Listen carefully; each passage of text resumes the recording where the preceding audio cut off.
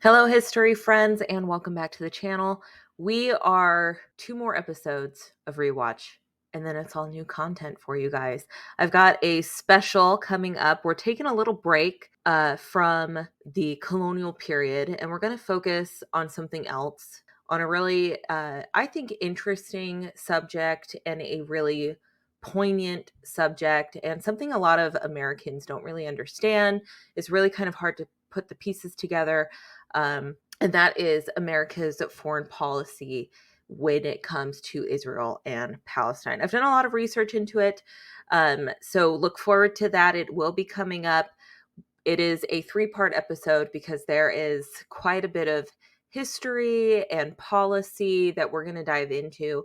So if you are interested in that, I hope you look forward to that. But today, we are going to talk about George Washington starting a literal world war. Now, George Washington is a young officer in the colonial militia. This is a coming-of-age story. George Washington is going to learn a lot of important lessons in leadership, politics, and diplomacy, in military leadership, politics, and diplomacy. So I hope you are ready for that.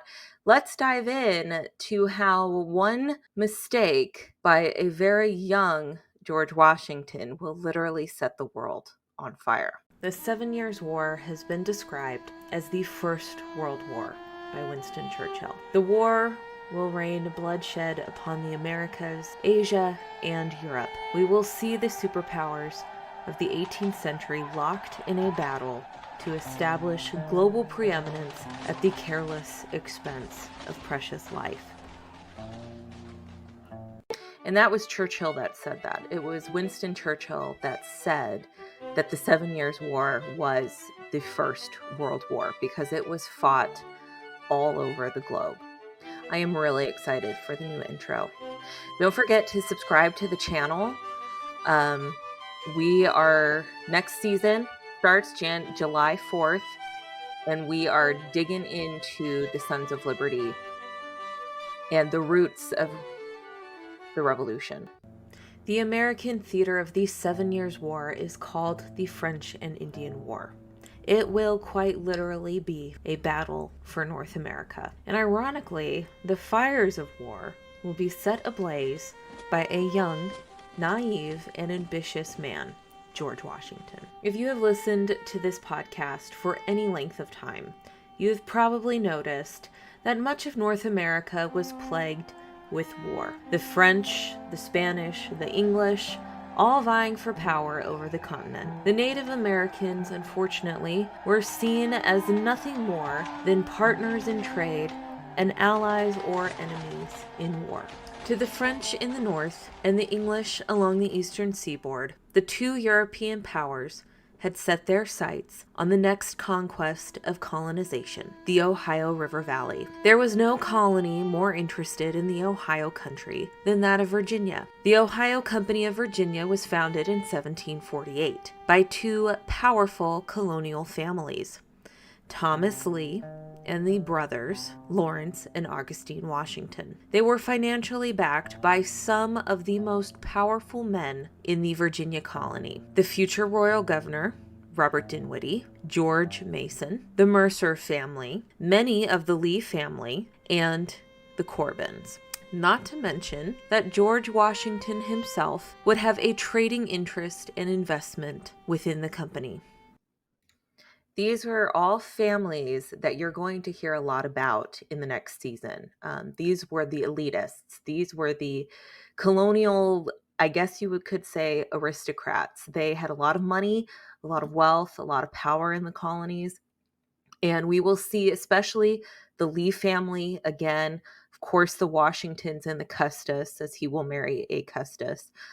George Mason, we will see him when talking about the constitutional debates. So yeah, we are going to hear a lot of these guys' names again in the next season. By 1748, the Washingtons had been in Virginia for 3 generations. George Washington's father, Augustine Washington Sr., would die in 1743. His 11-year-old son, George, would inherit a meager property at Augustine's death. George's older brother, Lawrence Washington, inherited Little Hunting Creek, a property that he would rename Mount Vernon. He named the property Mount Vernon in honor of Admiral Edward Vernon, with whom Lawrence had served in the Royal Navy during the War of Jenkins' Ear. Lawrence would become somewhat of a father figure for a young George Washington. Returning from the Army in 1742, Lawrence would become militia commander of the Virginia militia in 1743. That same year, he would marry the eldest daughter of Colonel William Fairfax, his neighbor at the Belvoir plantation. In 1744, Lawrence would be elected to Virginia's House of Burgesses, and in 1747 would join his father-in-law in creating the Ohio Company of Virginia. A young George Washington would spend as much time as he possibly could at his brother Lawrence's home in Mount Vernon. It is no secret that George Washington was ambitious and worked hard to improve his standing in colonial society. It certainly didn't hurt that he had buddied up with his brother's neighbors, the Fairfaxes. George frequently visited Belvoir, and it was there that William Fairfax took a liking to the young boy. It would also be William Fairfax who would hire Washington and George William Fairfax, the elder Fairfax son, to survey a portion of his vast land holdings in the Shenandoah Valley in 1748. It was on this trip that Washington would earn a stellar reputation as a land surveyor. The Fairfaxes owned the Belvoir plantation, which is now an army base called Fort Belvoir. Now, if you can get onto the army base, if you have access to it, there are ruins actually at Belvoir of the old plantation house that the Fairfax owned. It's kind of cool to actually see it, because George Washington spent so many of his formative years on the Belvoir plantation, which is now Fort Belvoir. George Washington was just 16 years old and kept an extensive journal of his first surveying trip with George William Fairfax. They had to deal with nonstop rain, endless trekking through the hostile terrain of the frontier, sleeping in less than desirable locations, hunting, drinking with the Indians, and learning some of the Native American cultures. It would be here that George Washington would fall in love with the frontier. In 1749, the British Crown granted the Ohio Company 500,000 acres in the Ohio River Valley, between the Kennewa River and the Monongahela. The grant was to be given in two parts. The first 200,000 acres were promised initially. The remaining 300,000 acres would be granted if the Ohio Company could successfully settle 100 families in the Ohio River Valley within 7 years. The company was also required to construct a fort and provide protection for the settlement at their own expense. The land grant would also be given rent and tax-free for 10 years to help facilitate colonialization. Interestingly, a year after the Ohio Company was founded, Thomas Jefferson's father, Peter Jefferson, the Meriwether and Lewis families, and other prominent men in Virginia founded the Loyal Company of Virginia. Now, the Loyal Company of Virginia was not as successful as the Ohio Company. In fact, the king was pretty generous with his land grants, causing many intercolonial disputes between Pennsylvania, Maryland, Massachusetts, and the more aggressive Virginia. This would not be the last land dispute between the colonies and future states. We also need to remember that while King George was handing out grants, the French were also laying claim in the Ohio. And I don't think that can be understated enough. So this caused a lot of issues. The Crown's just blatantly handing out land caused battles and wars, little wars among the colonies. But one thing I find really interesting as a side note about the Loyal Company of Virginia is Jefferson's father's biggest ambition was the planning of a substantial Western expedition in 1753. Another founding member James Murray, described the proposed trip in a letter in 1756, and this is what he wrote. Some persons were to be sent in search of that river Missouri, if that be the right name of it, in order to discover whether it had any communications with the Pacific Ocean. They were to follow the river if they found it, and exact reports of the country they passed through, the distances they traveled, what worth of navigation those rivers and lakes afford. The plan would not be carried out by Peter Jefferson, but it did foreshadow the Lewis and Clark expedition. Maybe Thomas Jefferson and Meriwether Lewis were fulfilling a family promise? Nonetheless, the Ohio Company was very busy from 1748 to 1750. They opened a series of trading posts along the Potomac River and began to blaze a small road over the Appalachian Mountains to the Monongahela River. In 1750, the Ohio Company hired a surveyor, explorer, and renowned frontiersman, Christopher Gist.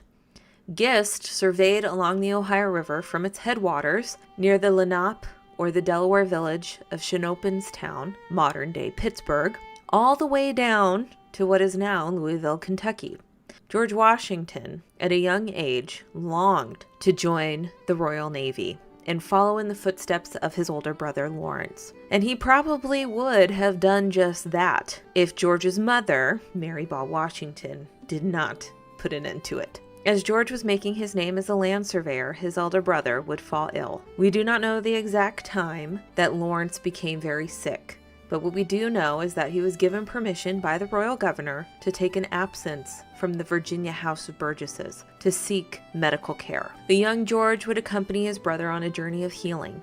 He would go with Lawrence to England to seek medical advice. He would then go with Lawrence to Barbados, where they believed the climate would aid in his brother's recovery. There, in Barbados, George would contract smallpox. He would barely survive the disease, but he would have lifelong immunity from it. George would then return to Virginia in the spring of 1752, but his brother would continue on to Bermuda, seeking a cure for his condition. Lawrence would find no cure, and he would return to Virginia in June of 1752, where he would die in July from tuberculosis. Lawrence would leave Mount Vernon to his only child and young daughter, Sarah. Unfortunately, though, Sarah would die just 2 years later.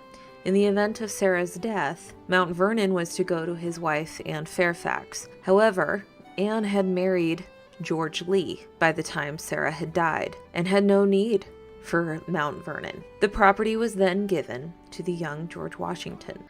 The death of Lawrence must have been so devastating for George Washington. Lawrence was his father figure. And I don't want to understate that. Lawrence was his mentor. He was his father figure. George Washington held Lawrence in such high esteem that the death of his brother must have been devastating. A heartbroken George followed in his brother's footsteps and was appointed Major Adjutant of the colony's Southern District. He was just 20 years old. By this time, George may have successfully completed well over 100 land surveying missions, but it would be the next task that the now governor, Robert Dinwiddie, would give to George Washington that would prove to be completely out of the young man's depth. As I mentioned earlier, the French also laid claim to the Ohio River Valley. As the French and English began to build forts, the crown was alarmed by French aggression. Governor Dinwiddie had received approval from Parliament to send an envoy and demand French withdrawal from the western lands claimed by Virginia. Washington immediately volunteered to be Dinwiddie's emissary to the French. Although he had no prior military service, spoke no French or any of the native languages, and had absolutely no experience in matters of diplomacy, he was no stranger to the hardships of the frontier that he would have to endure on this mission. Washington also was seeking to gain a commission in the British Army and felt that this was a mission that would have gained him that commission. On October 31st, 1753, Washington departed Williamsburg. He would enlist the assistance of a Dutch French-speaking interpreter, a few woodsmen, and a well-known surveyor Christopher Gist, who did have knowledge and some degree of the language of the native peoples and their customs. Gist was to serve as an assistant and advisor to Washington. By November, the small party would reach the trading village of Logstown on the Ohio River. There, Washington met with a council of shaman from the area. He reminded them of the alliance that they had made with the British and explained the purpose of his mission. Washington and his men were escorted by Seneca chief Tanacharison, 2 Iroquois chiefs, and a chief from the Delaware Nation, as they made their way to Fort Le Boeuf. There, Washington and his party met with the French commander, Jacques Le Grandier, and delivered Dinwiddie's message to vacate their forts and leave English territory. 2 days later, though, the French replied with a polite but firm refusal to leave. As winter set in, Washington and Gist were eager to leave and make their way back to Williamsburg. After a few dangerous run-ins with hostile native tribes and deep snow, Washington reached the Allegheny River. By then, though, the river was not fully frozen as they hoped it would be. In order to cross the river, Gist and Washington built a raft of logs using only one hatchet that they had between the two of them. Washington and Gist tried to maneuver through the ice-clogged waters, but the raft jammed against an ice pack before they were halfway across. Washington attempted to thrust the ice away, but the strong current pushed the ice blocks, leading him to fall into the icy waters. Luckily, Gist was able to help pull Washington back onto the raft. Numb and exhausted, they were unable to make it to shore on the raft. They decided to abandon the raft altogether and wade through the freezing water to a nearby island, where they spent a miserable night in the cold and severe weather. Luckily, in the morning, the river had finally frozen solid, and the two men were able to walk their way to the shore and to safety. Washington made it back to Williamsburg in mid-January,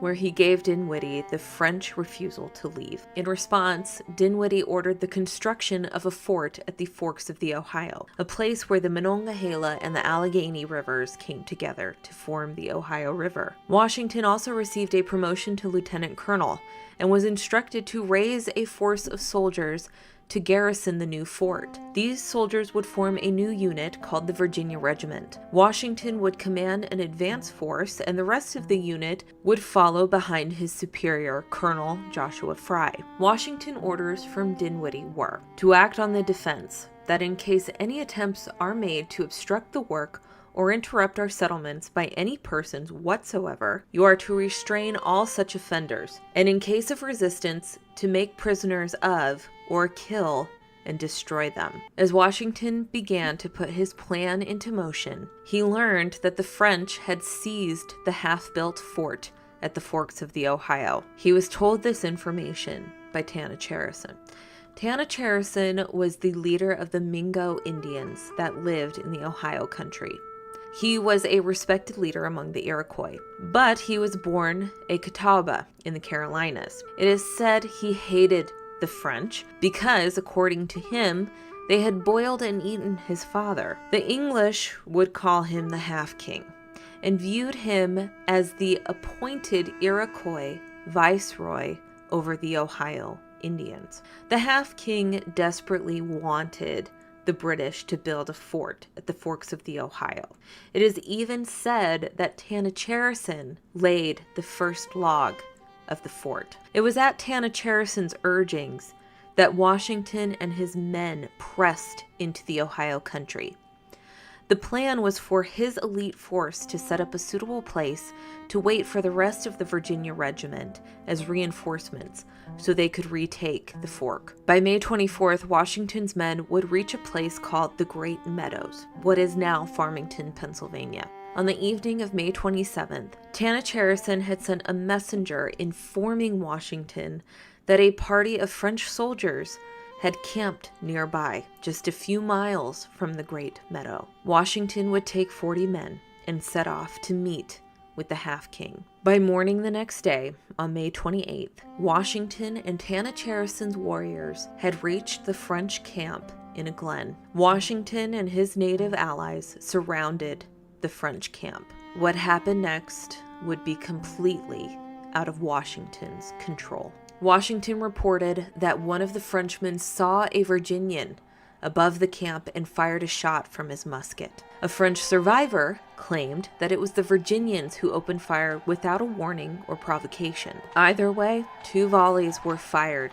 into the French camp. A few French soldiers managed to return fire, as Washington later wrote. I heard the bullets whistle, and believe me, there was something charming in the sound. The skirmish was over in less than 15 minutes. The French would surrender. Washington reported that one of his men had been killed and that 3 were wounded. 14 of the French had been killed or wounded in the exchange. Among the wounded was the French ensign, Joseph Colon de Vierre de Jumonville. The French claimed that Jumonville was acting as an ambassador with a diplomatic message for Washington, asking him to withdraw from the Ohio claimed by France. But Washington, who spoke no French, was unable to understand what they were saying. It was after this that Tanacharison did something unforeseen and shocking. He stepped up to Jumonville and said, "Tu n'es pas encore mort, mon Pierre. Thou art not yet dead, my father," as he split Jumonville's head with his tomahawk. At that signal, the native warriors began killing and scalping the enemy wounded. Washington was only able to save 1 soldier's life as he looked on in shock and horror of the savagery of Tanacharison's native warriors. Upon hearing of the massacre, English writer and prominent member of Parliament in England, Horace Walpole, summarized the entire incident as, "A volley fired by a young Virginian in the backwoods of America has set the whole world on fire." And unfortunately, this would only be the beginning and not the end of a fire that will rage out of control for nearly 9 years. What'd you guys think of that?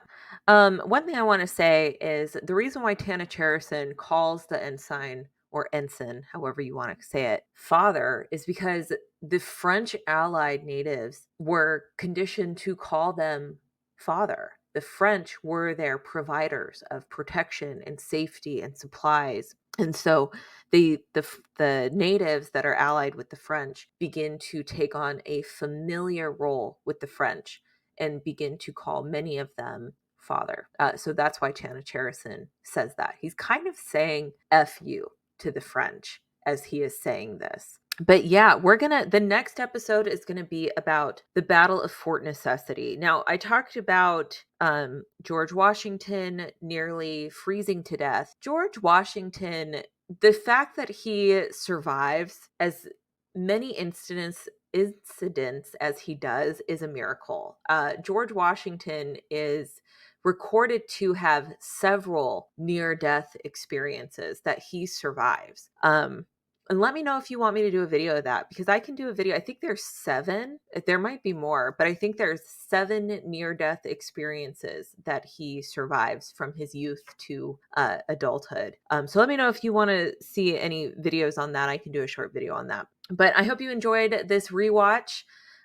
We have one more rewatch left, and that is the Battle of Fort Necessity and the creation of Benjamin Franklin's political cartoon, Join or Die, and the implications of that. So I hope you guys enjoyed this one. Thank you so much for watching. If you have not, please subscribe to this channel, give the video a thumbs up, and share to help this video out in the algorithm. And I will see you in the next video. Bye.